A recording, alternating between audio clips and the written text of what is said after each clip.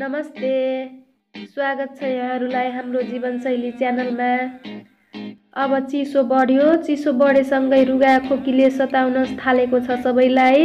हिजो आज त हाम्रो घरमा हामी सबै चारैजनालाई रुगा खोकीले ग्रस्त बनाएको छ। आज म बच्चादेखि बुढासम्म सबैले खान मिल्ने घरेलु औषधि लिएर आएकी छु। यहाँहरूलाई यो भिडियो पक्कै मन पर्नेछ। यो सिजनमा प्राय सबैलाई रुगा खोकी त लाग्छ नै, पोहोर नि लागेकै होला, तर यो साल कोरोनाले गर्दा अलि बढी त्रसित पक्कै पनि बनाएको छ। यदि हजुरहरू कोरोना पोजिटिभ हुनुहुन्छ भने पनि यो औषधि ट्राई गर्न सक्नुहुनेछ। यसले हजुरहरूलाई केही हदसम्म पक्कै राहत मिल्नेछ। मैले आफ्नो युट्युब च्यानल मार्फत विभिन्न किसिमका भिडियोहरू ल्याउने क्रममा म रुगा खोकी लाग्दा बच्चाहरूलाई के खुवाउँछु, आफू के खान्छु भनेर यो भिडियो ल्याएकी हुँ। म एउटा आयुर्वेद पढेको मान्छे। मैले विभिन्न सरकारी आयुर्वेदिक औषधालयहरूमा काम पनि गरिसकेकी छु। अहिले पारिवारिक असहजता भनौँ न, त्यसैले म अहिले घरमै छु। कोरोनाको लकडाउनमा विभिन्न किसिमका भिडियोहरू हेर्ने क्रममा हामी पनि युट्युबमा भिडियो राख्न सक्ने रहेछौँ भन्ने थाहा पाएँ। त्यो थाहा पाउन बित्तिकै मैले युट्युब च्यानल खोलेँ। पहिला जे जस्तो भए पनि बिस्तारै हजुरहरूले मेरा भिडियोहरू मन पराउन थाल्नुभयो। खुसी लाग्छ। त्यति मिठो बोली नभए पनि मैले भन्ने कुराहरू, सिकाउने कुराहरू एकदमै इफेक्टिभ छन्। हजुरहरूलाई जसरी नि बुझाउन सकु। अनि विषयवस्तुभन्दा अलि बाहिर गएँ म। अब विषयवस्तुतिर जान्छु। धेरै भावनामा डुबेँ। ल हजुरहरूको यस्तै माया पाइराखु। म कहिले पनि रुगा खोकी लाग्दा बच्चाहरूलाई कफ सिरप खुवाउँदिन र अरूलाई पनि नखुवाउन सल्लाह दिन्छु। एलोपेथिक कफ सिरप त हजुरहरू पनि दिँदै नदिनुहोला र आफूले पनि नलिनुहोला। एलोपेथिक कफ सिरपमा एकदमै खतरनाक केमिकल हुन्छ। यदि हजुरहरू कफ सिरप खाने अथवा खुवाउने गर्नुभएको छ भने हजुरहरूलाई थाहै होला। त्यो खाँदा बित्तिकै झम्म पार्छ, निद्रा लगाउँछ। यस्तो हुने के राम्रो होला त? हजुरहरू आफै सोच्नुहोस् त एकपटक। कहिलेको कुरा, एकपटक क्यानाडामा कफ सिरपकै कारण कैयौँ बच्चाले ज्यान गुमाउनु परेको थियो। जोन्सन एन्ड जोन्सन भन्ने कम्पनीले जरिवाना समेत तिरेको थियो। यदि हजुरहरू स्वास्थ्यतिरको मान्छे हुनुहुन्छ भने झन् अझ बढी थाहा होला। जुनसुकै कम्पनीको औषधि भए पनि तिनीहरूले प्रयोग गर्ने केमिकलहरू उस्तै हुन्। मेरो सल्लाह मान्नुहुन्छ भने सकेसम्म औषधि घरमै तयार पारेर खाने अथवा खुवाउने गर्नुहोस्। 1 चम्चा महमा अदुवाको रस राखेर खाने अथवा खुवाउने गर्नुभयो भने पनि सामान्य रुगा खोकी त्यत्तिकै सन्चो हुन्छ। अनि मुखमा मिश्री राख्न सक्नुहुन्छ। गुडुची अथवा गुड्जो पाउन सक्नुहुन्छ भने झन् राम्रो। यसले रुगा खोकीमा एकदमै लाभदायक काम गर्छ। अनि साथै यसले कफ जम्मा हुन दिन्न। त्यस्तै गरेर आयुर्वेदिक औषधिहरू पनि छन्, धेरै छन् आयुर्वेदिक औषधिहरू। सितोपलादी चूर्ण, त्रिकुटा, अनि श्वासारी रस, अभ्रक भस्म, प्रवाल पिष्टी, अमृता शत, गोदन्ती भस्म। हजुरहरू आयुर्वेदिक औषधालय वा आयुर्वेदिक चिकित्सासँग जानुभयो भने हजुरहरूको अवस्था हेरेर यी औषधिहरूलाई मात्रा मिसाएर दिनुहुन्छ अनि खान सक्नुहुन्छ हजुरहरूले। त्यस्तै गरेर नाक बन्द हुँदा पनि सटबिन्दु तेल राख्न सक्नुहुन्छ। एलोपेथिक औषधि त नाकमा राख्न त राखिन्छ, तर फेरि राख्यो फेरि उत्तिखेरै बन्द भइहाल्छ। यसरी सटबिन्दु तेल राख्दाखेरि नाक एकदम सफा हुन्छ। सटबिन्दु तेल छैन भने एकदम शुद्ध तोरीको तेल राखेर नाकलाई खुलाउन पनि सक्नुहुन्छ। आयुर्वेदमा सबै किसिमका औषधिहरू पाइन्छन्। हाम्रा पुर्खाले अपनाएको जीवनशैली हामी पनि अपनाम अनि निरोगी बनौँ भन्ने मेरो धारणा छ। यति भन्दै मैले बनाउन गइराखेको औषधि बनाउन सुरु गर्छु। मैले एकदमै सामान्य चिजहरू जो हाम्रो भान्सामै सबै उपलब्ध हुन्छन् त्यसैबाट एकदमै इफेक्टिभ औषधि बनाएर देखाउँछु। हजुरहरू पनि एकपटक अवश्य ट्राई गर्नुहोला।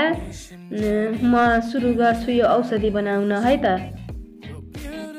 औषधि बनाउनको लागि सबैभन्दा पहिला त मैले सामानहरू तयार पारेकी छु। सामानहरूमा मैले लिएकी छु 12-15 वटा जति यो तुलसीको पात, त्यस्तै गरेर 12-15 वटा जति मैले यो मरिचको दाना लिएकी छु, 10-12 वटा ल्वाङ लिएकी छु मैले, त्यस्तै गरेर मैले सुकमेल लिएकी छु 6 वटा जति, अनि मैले लिएकी छु यो भेली अथवा गुड, त्यस्तै गरेर मैले यो दालचिनीको पात लिएकी छु, अनि मैले लिएकी छु यो ज्वानो, अनि मैले लिएकी छु यो कालो नुन अथवा बिरे नुन, अनि दालचिनीको डाँठ लिएकी छु मैले यो सानो सानो 4 वटा जति दालचिनीको डाँठ लिएकी छु, अनि लिएकी छु मैले यो बेसार। यो बेसार चाहिँ मैले प्राय जसो काँचो बेसार प्रयोग गर्छु। काँचो बेसार एकदम फ्रेस बेसार राम्रो काम गर्छ भनेर मैले यस्तो काँचो बेसार प्रयोग गर्छु। आज यो भिडियोमा देखाउँदा चाहिँ यो काँचो बेसार सबैसँग उपलब्ध नहुन सक्छ भनेर मैले यो धुलो बेसार प्रयोग गर्दैछु। धुलो बेसार पनि एकदम प्योर हुनुपर्छ, शुद्ध हुनुपर्छ। यदि हजुरहरूसँग यो काँचो बेसार छ भने सकेसम्म काँचो बेसार राखेर बनाउनु होला। अनि मैले लिएकी छु यो मह, अनि हामीलाई चाहिन्छ यो अदुवा। अब म यो सबै सामानको औषधि तयार पारेर देखाउँछु। औषधि बनाउनको लागि मैले एउटा भाँडो लिएँ यहाँ। अब यो भाँडोमा म पानी राख्छु। पानी म 2 गिलास राख्छु, अनि यो पानीमा म केही सामानहरू राख्छु। अब यो मैले तयार पारेको तुलसीको पात, दालचिनीको पात, अनि यो नुन पनि त्यत्तिकै गलिहाल्छ। अनि म यो अदुवालाई कोरेसोमा कोरेर यसरी राखेँ मैले। हजुरहरू थिचेर काटेर जसरी नि राख्न सक्नुहुन्छ।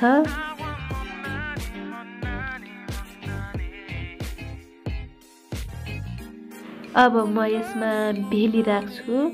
यो भेलीलाई म अलिकति भाँचेर राख्छु। त्यत्तिकै राखे पनि पग्लिन त पग्लिहाल्छ, तर मैले यसरी हातले फोडेर लिँदैछु।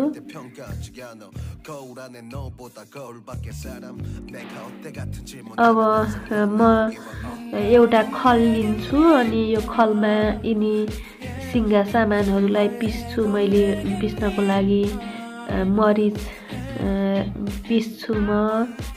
यो मरिच राखेँ यो खलमा, त्यस्तै गरेर ल्वाङ राखेँ मैले। अब म यो सुकमेल राख्छु,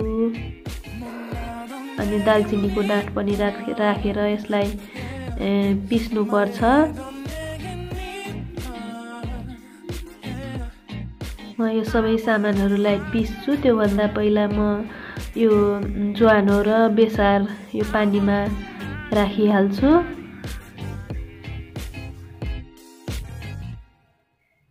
यसरी अब म यसमा ल्वाङ, सुकमेल, दालचिनी, मरिचलाई यसरी खलमा अलिअलि पिसेर राखेँ मैले। अब यसलाई पकाउनु पर्छ, यसलाई राम्रोसँग पकाउनु पर्छ।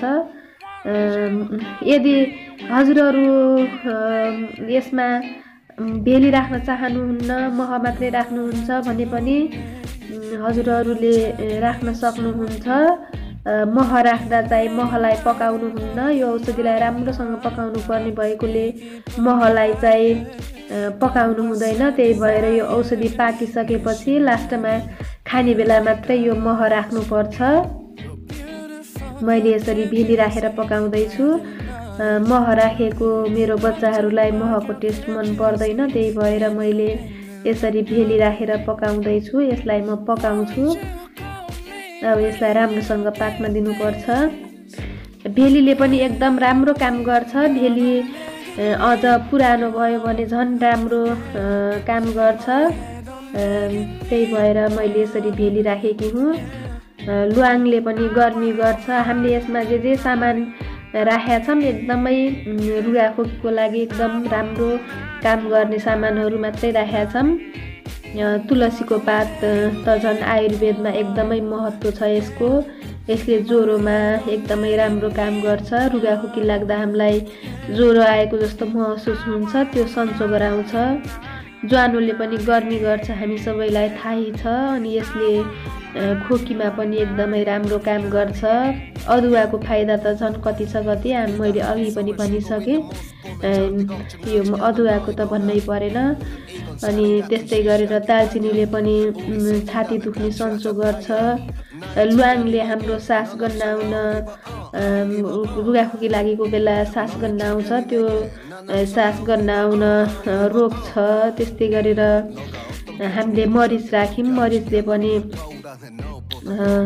रुगाखोकीमा राम्रो काम गर्छ। यसरी हाम्रो यो पाक्दैछ, यसलाई पकाउँदा पकाउँदा आधा बनाउनु पर्छ। यसरी चलाउँदै चलाउँदै पकाउँछु मैले। त्यस्तै गरेर हामीले यसमा बेसार राख्यौँ, बेसारले पनि गर्मी गर्छ। मैले पहिलाको एउटा भिडियो दिइसकेकी छु, बेसार पानी खाने सही तरिका। त्यसमा मैले बेसारका फाइदाहरू एकदम डिटेल भनेको छु, हजुरहरू त्यो भिडियो गएर हेर्न पनि सक्नुहुन्छ। यसले रुगाखोकीमा एकदमै राम्रो काम गर्छ। यसरी भान्साकै सामानबाट बन्ने यो औषधि एकदमै इफेक्टिभ छ। यो औषधि बच्चादेखि बुढासम्म सबैले खान मिल्छ, टेस्टमा पनि मिठो हुन्छ। बच्चाहरू मेडिकलको औषधि खान मान्दैनन्, यो चाहिँ मिठो मानेर खान्छन्, खुवाउन सजिलो हुन्छ। यो औषधिलाई पकाउँदा पकाउँदा आधा बनाउनु पर्छ। हामीले जुन 2 गिलास पानी राखेका थियौँ, यो पकाएर 1 गिलास अथवा 1.25 गिलास हुनुपर्छ।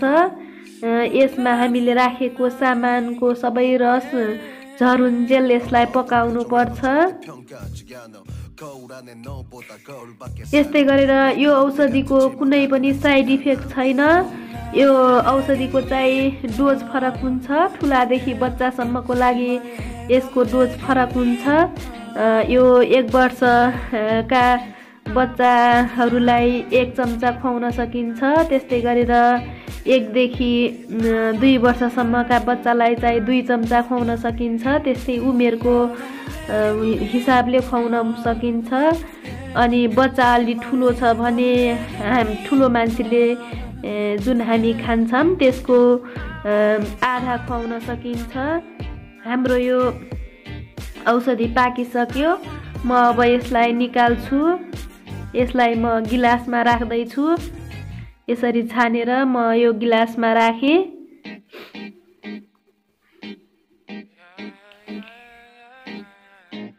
मैले अब यो अर्को गिलासमा पनि राख्छु। हामीले 2 गिलास राखेका थियौँ, लगभग 1.25 गिलास जति भएछ। 1.25 गिलासभन्दा अलि कम नै भएको छ।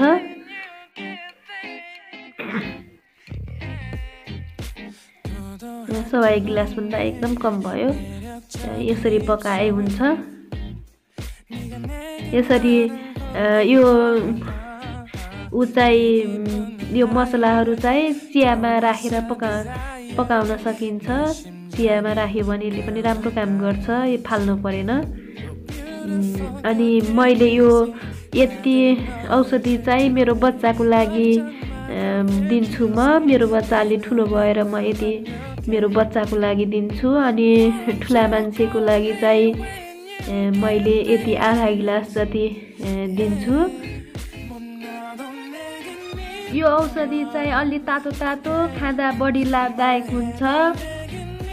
यो औषधि दिनमा 2 देखि 3 पटकसम्म खान सकिन्छ। अलि धेरै गाह्रो भएको छ भने 3 पटक, होइन भने 2 पटक मात्रै खाँदा पनि हुन्छ।